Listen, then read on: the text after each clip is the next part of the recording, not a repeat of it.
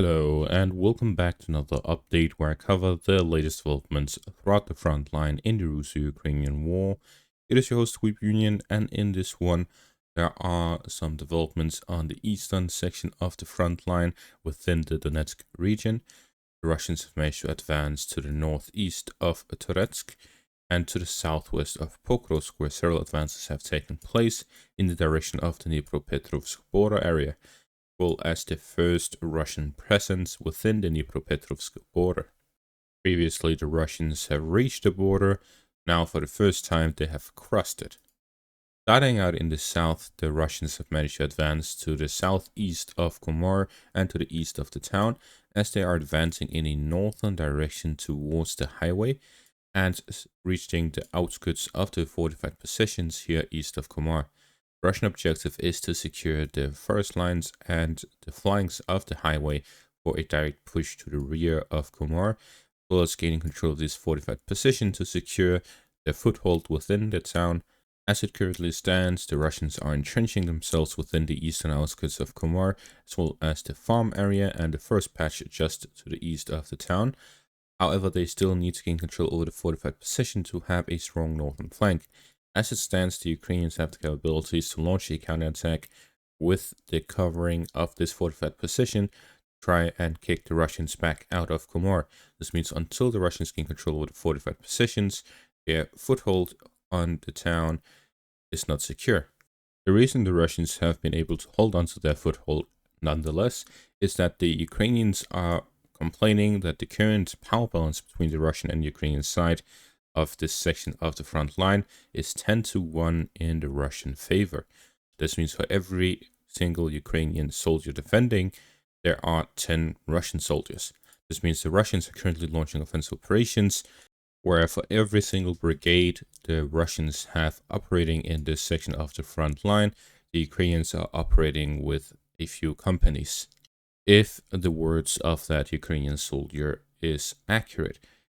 Based on this, we can see that the Russians are really not facing too many counterattacks in this area. They are still making these slow advances to be as safe as possible while they are advancing.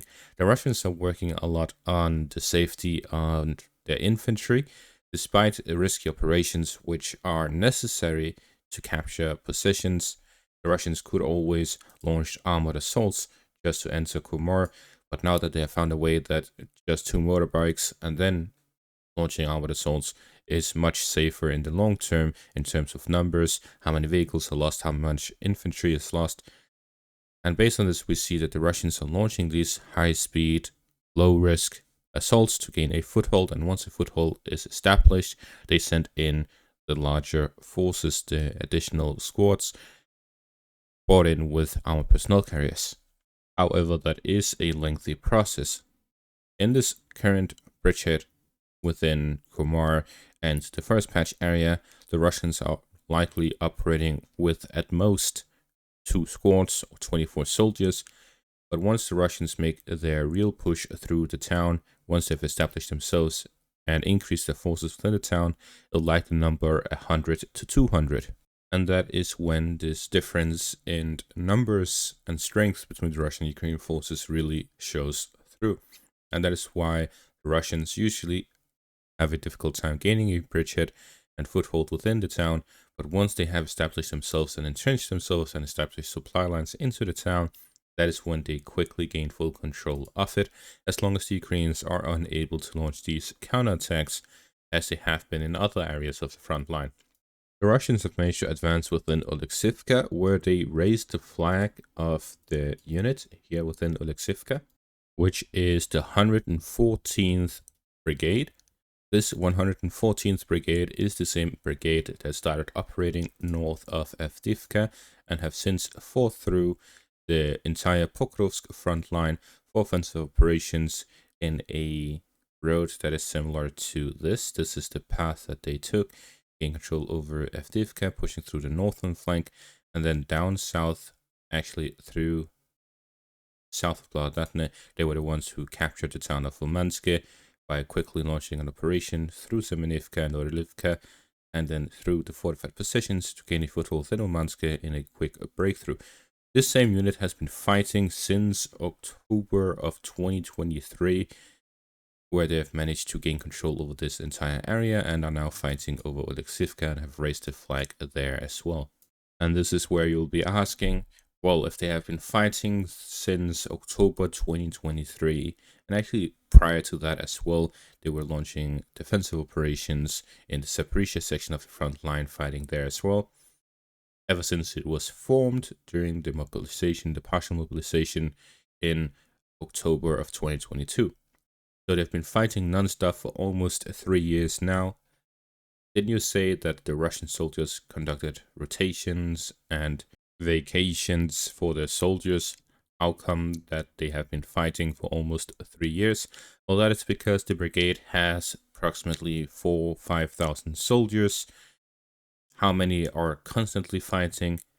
Well, for every town that they are taking, for example, Alexifa on the front line right now, as I mentioned previously, at most it will be 200 soldiers.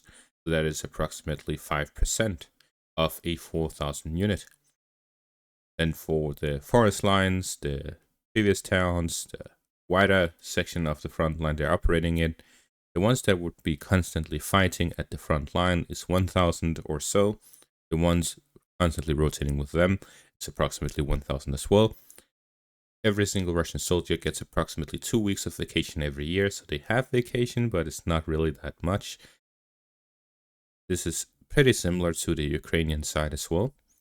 In terms of rotation between the front line and the rear, they usually get about a week of fighting, then a week as reserve, and then 2 weeks in the rear. That means with the 4,000 soldiers fighting, 1,000 is on the front line, 1,000 is in reserve, ready to replace the ones at the front line. Then there are the next line and then the next line. The ones actually fighting are the first two. When you are in these areas, 2 weeks, that is your rotation. Once a month, you get half the time off and half the time on the front line. And this is how the Russians are able to fight this battle of attrition so effectively. It is because the Ukrainians, with a much smaller force, are able to hold their positions because they simply have the 1,000 soldiers to fight on the front line, potentially 500 or 1,000 in the second line, but beyond that, there's practically none. As they keep coming with new mobilization, they get new reinforcements. While the Russians are currently rotating consistently with their forces, they're able to constantly have the frontline soldiers fresh, while the Ukrainians will be slowly tiring out because of the constant fighting. And this is what leads to the Russians consistently advancing at a slow rate. The Russians have the ability to combine these 4 lines into a single line and expand the numerical superiority to 4 Russian soldiers fighting against 1 Ukrainian soldier. However, this would quickly tire out the Russian forces, and that will be for a strong all-out push and not for the consistent attritional warfare that we're seeing. In conclusion, the Russians are capable of launching an all-out push. However, they are using their forces effectively through attritional warfare.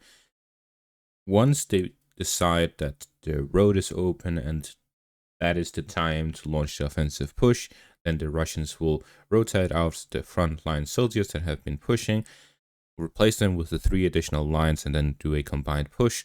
Then have the last line take a break during this push, but then replacing the soldiers and then continuing this attritional warfare once the breakthrough has been established. Now, the flag being raised within a town usually indicates that they are reporting that they have gained full control of it. This is possible, however, considering how far east within the town the flag has been raised, it is unclear whether they have captured the entire town or not. Potentially they would have full control over the town itself, however the fortified positions to the north and Dnipropetrovsk to the west would be under Ukrainian control, which means that if they went to the western parts of the town, that would be under Ukrainian fire. That is why they would be raising it on the eastern parts. However, as long as they are unable to raise it on the western parts, that means that they don't have confident control over the town, and therefore, without evidence of them being in the western parts, I will not be coloring the western parts as Russian. Instead, we will be seeing the Russians extending the offensive operations in the northern flank to gain control of the fortified positions, expand towards Zeleny, and then we will likely see additional footage of the Russian forces either beyond Oleksiivka or on the western parts of the town. At the same time, the Russians continue their pushes to the north of this defensive line, where they attempted to reach the Dnipropetrovsk border to the south of Foothold. They are doing some additional pushes on the flanks, expand the zone of control, and push the Ukrainians out of the town and out of the border area. At the same time, they managed to enter the Dnipropetrovsk side of the border, getting a foothold in the trenches here along the border area. With this, the first steps of the Russian armed forces in the Dnipropetrovsk region took place in June of 2025. To the north of Toretsk, the Russians continued offensive operations to gain control over fortified positions of the Ukrainians in the northern flank of the city, making control over some positions along the first line, the fortified stronghold of the Ukrainian forces, and fighting continues along the fortified positions here on the high ground and fortified positions along the main road leading towards Dnipropetrovsk in the north. The Russians are here working on gaining control over the fortified positions and the industrial area along the main highway to cut off the supplies to the Ukrainian forces and to get fire control over the road leading through from Alexifa and Dnipropetrovsk down to Novospassky and Zherbinivka here to the west of Toretsk. The Russian forces are here working on gaining control over the south of the reservoir to gain control over the southern flank of Konstantinivka, to which the operations will be expanded to gain control over Mykolaiv, Rosyishne, Novobelka, Stepanivka, and she also expanding to Ivanopilia and Pleshivka, through to Alexandro Shultine and Prechine. This will allow the Russians to have operational encirclement of Konstantinivka from the southwest, south, and southeast. In the northern flank, the Russians need to gain control over Markove, Novomarkove, Verolyubivka, Klinove, Popasne, Stinky, and Chervone down to Predachine. All of this will allow the Russians to start the siege of Konstantinivka while also gaining full fight control over the only highway that will be able to resupply the Ukrainian forces or allow for a withdrawal from the city.